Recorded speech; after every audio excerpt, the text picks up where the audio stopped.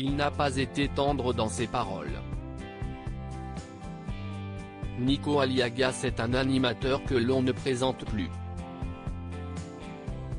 Alors que sa carrière a débuté dans les années 1993, celle-ci a décollé en 2001 lorsqu'il a été choisi par Étienne Moujotte pour présenter une nouvelle émission, la Star Academy. Dans les colonnes de Télé 7 jours ce lundi 26 avril, il a fait quelques confidences sur ses débuts dans l'émission. Étienne Moujotte, dirigeant de TF1, me contacte pour me proposer l'émission. J'accepte par instinct. La première est chaotique, dit-il d'abord. Alors que Florent Pagny est le parrain, Nico Aliagas se rappelle de mots très durs qui l'ont échangé. Ce n'est plus ce que c'était, la télé, je ne comprends rien à ton truc.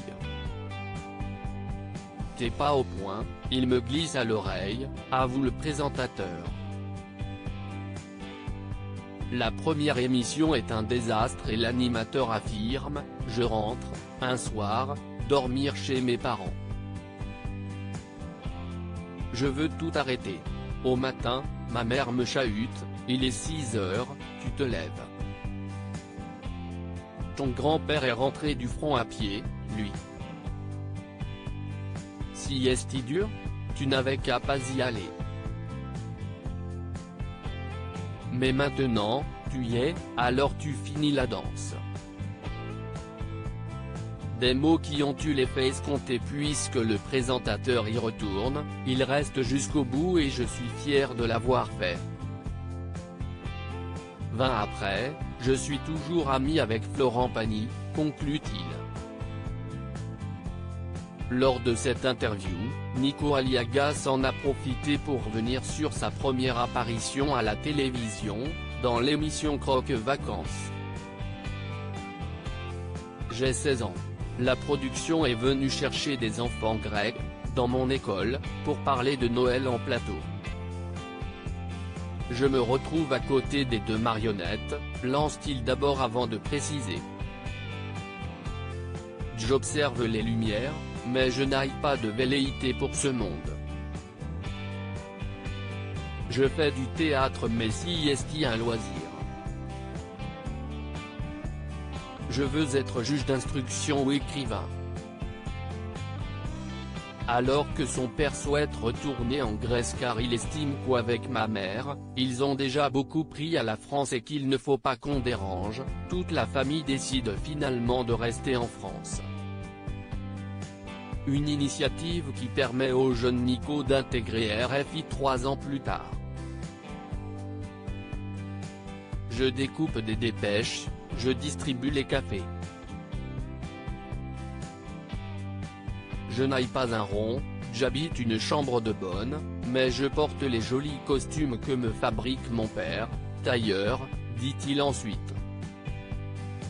Sa chance tourne lorsqu'un jour, un journaliste ne vient pas et si est-il parti. Je suis au bon endroit, au bon moment, conclut-il.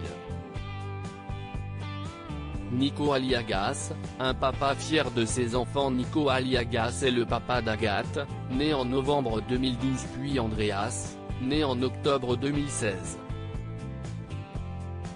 Comblé et fier de ses enfants, il n'a pas hésité à se confier. Quand ma fille est née, j'ai alors eu l'impression de couper le cordon avec tout ce que je pensais être acquis. Je deviens père en chemin, dit-il. Les 2 premières années, j'essaie.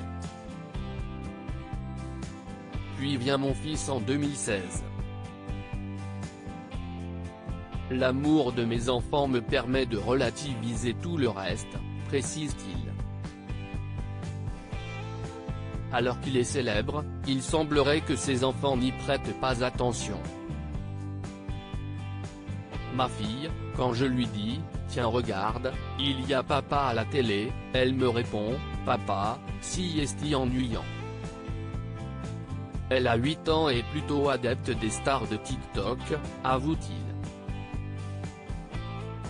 La naissance de ses enfants a changé sa vie et il affirme « J'élève mes enfants, mais ils m'élèvent aussi, ils m'apprennent des choses », conclut le présentateur de TF1.